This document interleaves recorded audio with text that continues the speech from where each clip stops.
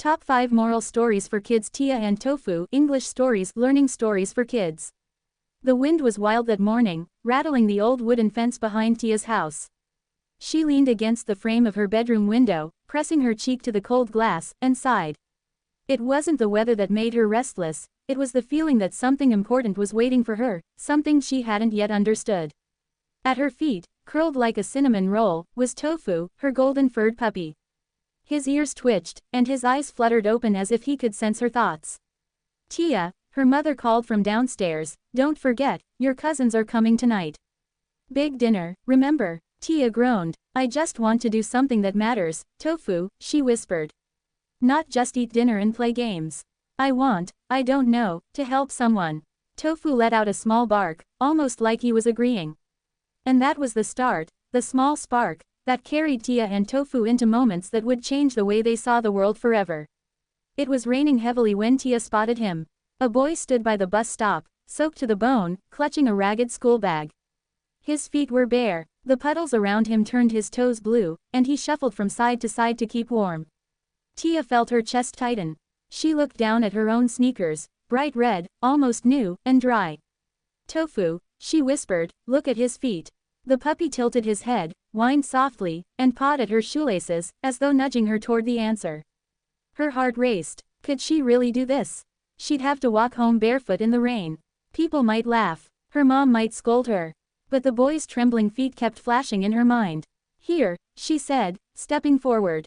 "You can have these." The boy blinked in shock as Tia unlaced her sneakers and placed them in his hands. "For me," his voice cracked, almost as if he couldn't believe anyone would notice him, let alone help. "Yes," Tia said firmly. "For you," Tofu barked, wagging his tail, as if cheering them both on. The boy slipped the shoes on. They fit perfectly, and for the first time, he smiled, a wide, warm smile that lit up the gray, rainy day. Tia walked home barefoot, her toes freezing, but inside, she felt warmer than she ever had before. At school the next week, Tia noticed a girl named Emma sitting alone in the cafeteria. Her tray was empty, except for a cup of water. Tia remembered hearing whispers. Emma's family had been struggling. Her own lunch bag was stuffed, sandwiches, an apple, even her favorite chocolate chip cookie.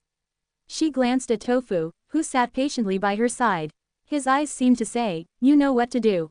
Tia slid onto the bench next to Emma. "Hey," she said casually, as if nothing was unusual. "Want half my sandwich?" Emma hesitated, her cheeks flushing. I don't want to take your food." "It's okay," Tia said, breaking the sandwich neatly in two. "My mom always packs too much." She placed the cookie on Emma's tray as well. "And this is definitely too much for me." Emma stared at the food, then at Tia. Her eyes glistened with unshed tears. "Thank you," she whispered. That day, Tia didn't just share her lunch, she shared her friendship. And when Emma finally laughed at one of Tia's silly jokes, it sounded like music. One windy afternoon, Tia and Tofu were walking home when they saw an old man struggling with grocery bags. The sky cracked with thunder, and rain began to pour. His umbrella flipped inside out with a gust of wind, nearly knocking him off balance.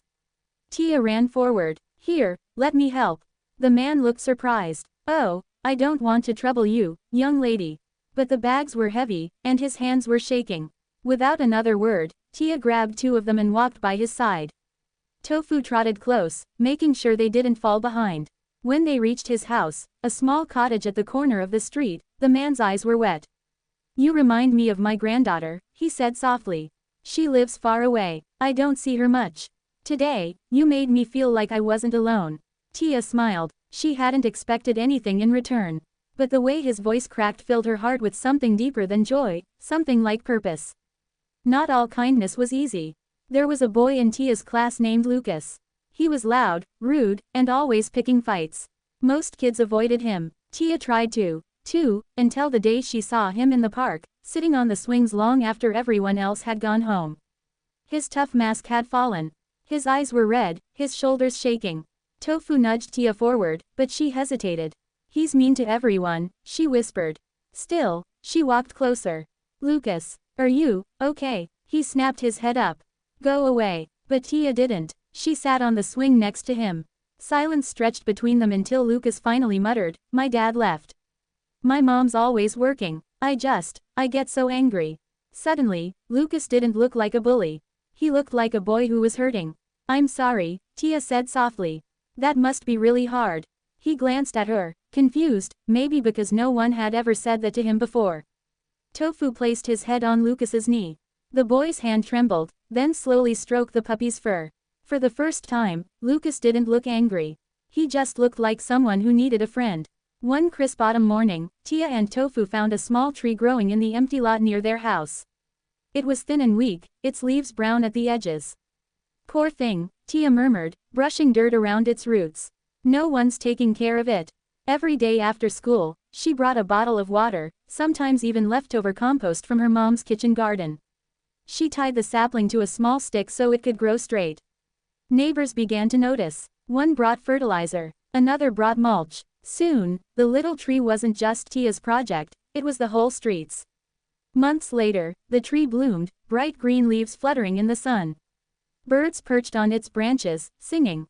As Tia stood beneath its shade, she realized something: kindness was like that tree. One small act could grow roots, spread branches, and give shelter to many. The wind rustled through the leaves, carrying the faint laughter of children playing, the grateful voices of those she had helped, and the quiet strength of the moments she had shared. Tia knelt beside Tofu, hugging him tightly. We did it, she whispered. We made a difference. Tofu licked her cheek, tail wagging furiously. And together, they walked home, barefoot or not, hungry or not, tired or not, hearts full, steps light, ready for whatever kindness tomorrow might ask of them.